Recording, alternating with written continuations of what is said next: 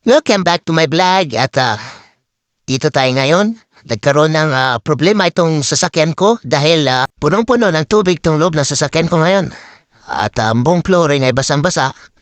At ito ngayon pinatingnan ko sa isang shop dito sa Butuan City upang ma-check kung ano ba talaga ang problema.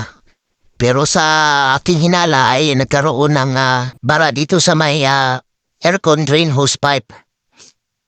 So ayan, tinicheck na ating mekaniko yung linyada ng drain hose pipe dito sa air condition ng ating sasakyan. Malaman natin ngayon ito kung yun ba talaga ang may problema, yung barado na. So ayan, na-check niya at basang-basa nga daw sabi.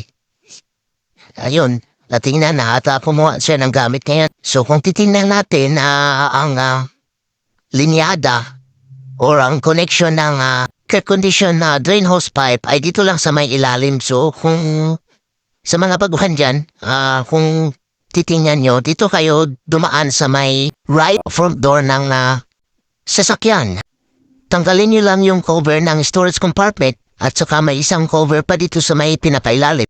Then hawiin nyo lang yung pinaka-floor mat ng sasakyan at makikita nyo na yung drain hose pipe ng air condition. Itong mekaniko ngayon ay may daladalang pressurized na hangin, air hose. Ayan. Sinubukan niya itong kapain at ipasok yung air pressurized hose niya dahil bubugahan lang niya ito ng hangin. So sinubukan niyang bugahan ito ng hangin ngayon. Habang binubugahan niya ng hangin mga guys, ay titignan natin yung ilalim ng sasakyan. Kung may nalabas ba na tubig galing sa hose na yan.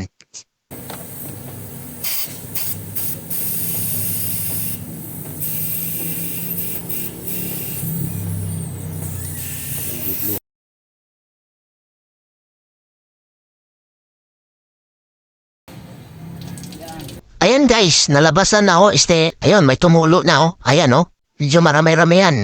Yan yung mga natirang tubig doon sa loob ng drain hose pipe. So confirm nga mga guys na barado talaga yung air condition drain hose pipe. So ayan nakikita nyo.